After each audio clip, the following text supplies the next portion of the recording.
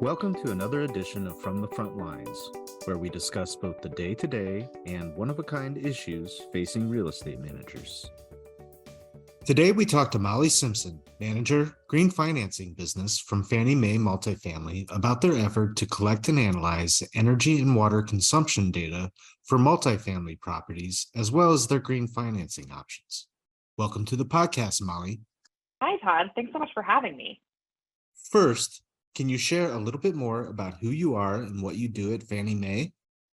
Sure, Todd. Thanks. I'm the manager of the multifamily green financing business at Fannie Mae. So in this role, I focus on developing and implementing financing products that increase the sustainability of the country's multifamily housing stock. To back up a little bit, Fannie Mae works with a network of 23 DUS lenders, that stands for Delegated Underwriting and Servicing, and other specialty lenders. Our lender network works with multifamily property owners to make mortgage loans to multifamily properties that meet our criteria. In the case of green financing, the properties that back these mortgages have or are seeking to reduce energy, water use, and reduce greenhouse gas emissions. We securitize these loans as green bonds and sell them to investors, thereby providing more liquidity in the market for multifamily mortgage financing. We began issuing green bonds in 2012, and through year-end 22, we've issued an aggregate of over $110 billion in green mortgage-backed securities. According to the Climate Bonds Initiative, as of December 2022, Fannie Mae was the largest cumulative issuer of green bonds in the world. And can you give us an overview of the 2023 Multifamily Energy and Water Survey? What data are you collecting and what will it be used for? That's a great question. So as I explained a little bit before, Fannie Mae's business has been dedicated to green financing. We really care about the environmental impact of our green bond program. Back at the start of Fannie Mae's green financing business in 2010, we noticed that understanding energy and water consumption at multifamily properties was critically important. As the saying goes, you can't manage what you don't measure. However, there was very little known back then about consumption patterns of multifamily buildings, looking at the holistic building and accounting for both owner and tenants. Multifamily properties, unlike commercial buildings, do not have a federally supported national survey of utility consumption costs and building characteristics.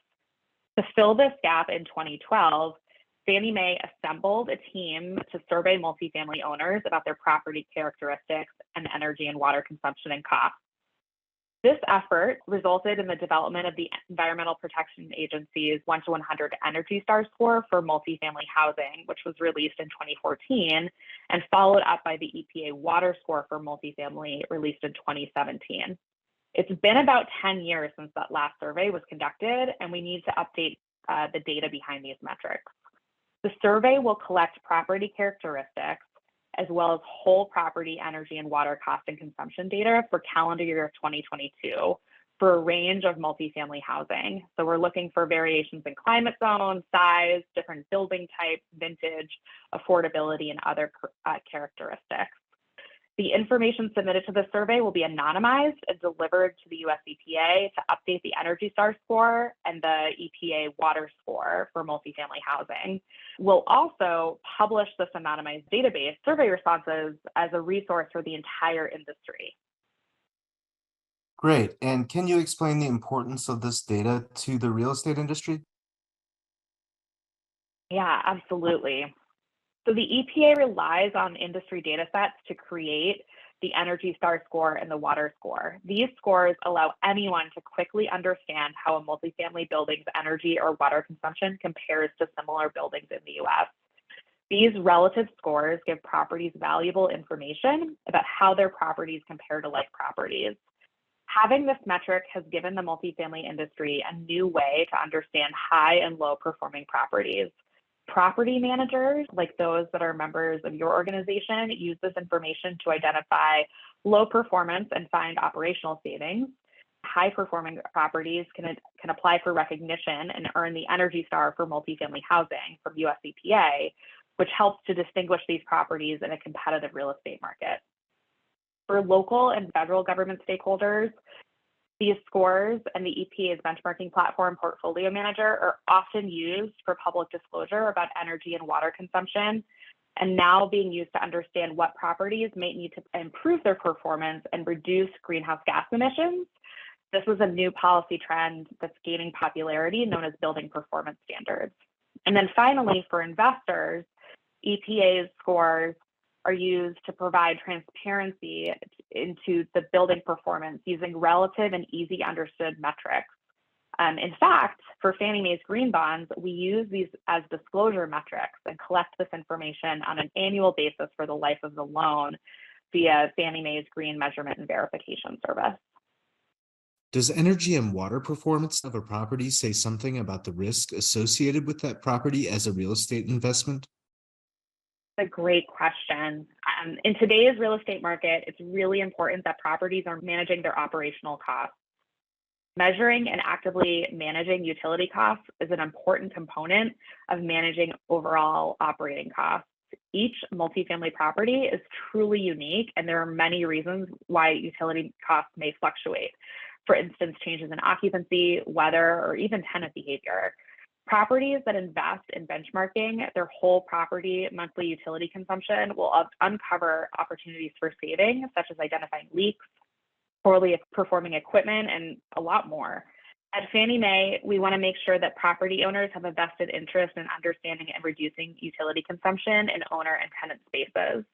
As an owner, investing in energy and water efficiency in tenant units can lead to greater affordability for tenants, create more durable units, and lead to more tenant satisfaction, which may result in lower unit turnover.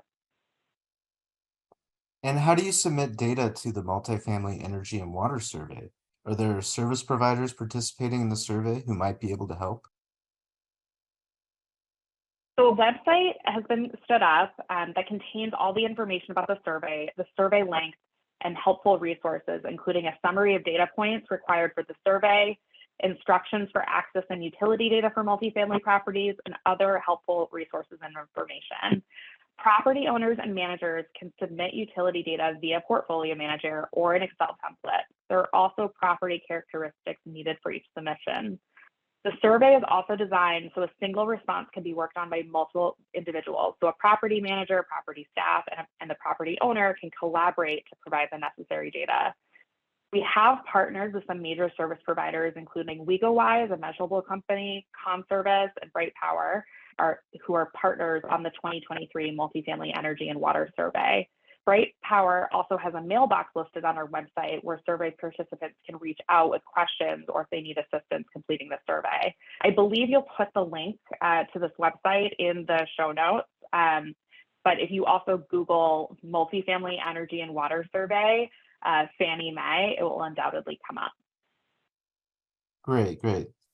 Fannie Mae offers some green financing options for multifamily properties. Can you walk us through those green financing programs? Sure thing. As I mentioned at the very beginning, we've got more than 10 years of experience with green financing for multifamily properties. We have two primary loan offerings. The first is that we provide preferential pricing for properties with green building certifications. We recognize over 35 certifications currently from 12 different third-party green building certifications. We also have a product for properties that are seeking to make energy and water efficiency improvements. Our Green Rewards product provides preferential pricing, a free energy and water audit, and the ability to underwrite cost savings from the projected energy and water cost savings from installing efficiency measures. And so that's a great option for properties that haven't yet gone green, but are looking to make some operational efficiency improvements. And how do listeners apply for these green financing options? Whom do they work with to apply, and what information do they need to provide?